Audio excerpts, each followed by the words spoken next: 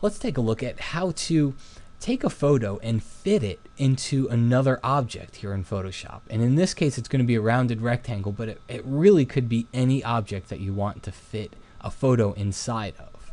All right, and it works great for, I find wedding templates, it's real popular to put these rounded corners on just regular old rectangle photos. All right, so let's go ahead and delete this and we'll start from scratch. I'm going to go up to the window menu. I have a couple of images here.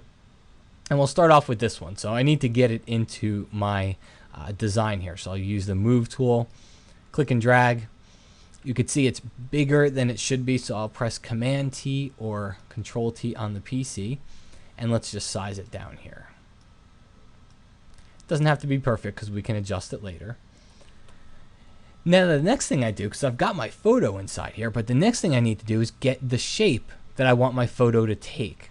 Okay, so let's go get the rounded rectangle tool. Up in the top options bar, make sure you click on the shape layers option, and then I'll set the radius to 25 pixels. And that radius is how rounded the edges are. And now I'll just click and drag. And what that does is it creates a rounded rectangle for me.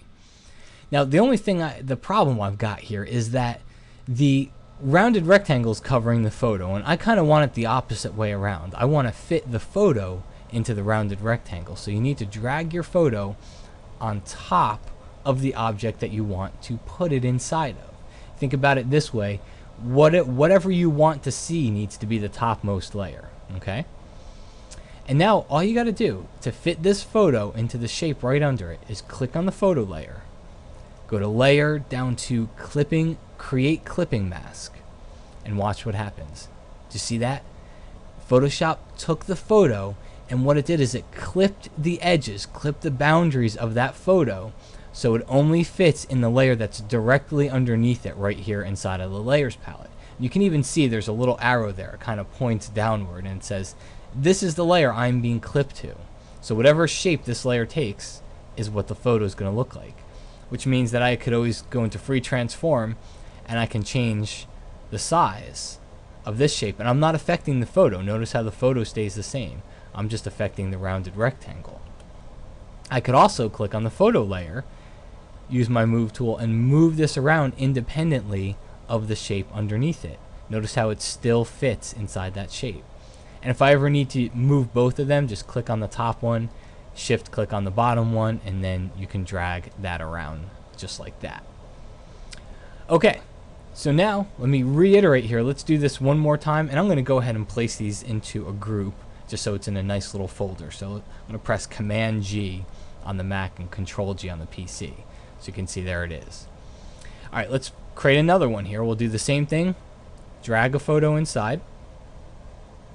Go to my rounded rectangle, and I will create a rounded rectangle just like before. What do we have to do? Got to put the photo on top. So I drag it on top, then go to the layer menu, down to create clipping mask. All right, and I'll show you a little shortcut here. I'll undo. You could always hold down your Option key on the Mac or the Alt key on the PC. And you see when I hold it down, see how my cursor changes between those two layers? Well, if I click, it does the same thing. And now I can just position this right inside here. And again, just like before, I'll select both of those layers and I will group them together. So I can put this one over here. We'll turn this on and we'll put it over here. How's that? Right over there. Now, if I were to finish this up, if I were to do one more thing to this image, I would go click on the rounded rectangle layer, okay? Either one of them. I'd go to my layer styles menu right at the bottom of the layers palette, and I'd add a drop shadow.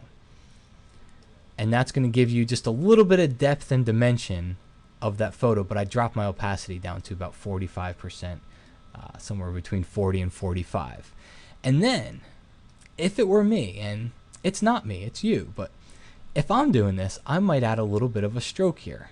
Definitely not red, but I change my stroke to white.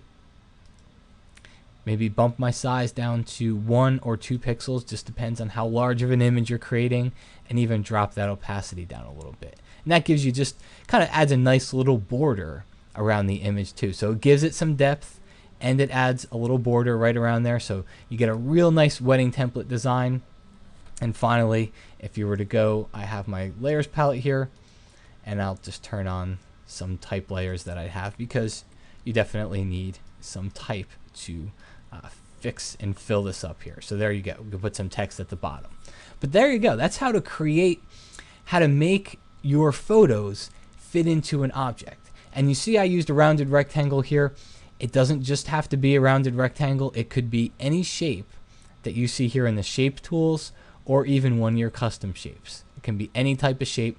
Whatever it is, that photo on top is going to be fit inside there. And again, the command is right under the layer menu. It's called Create Clipping Mask.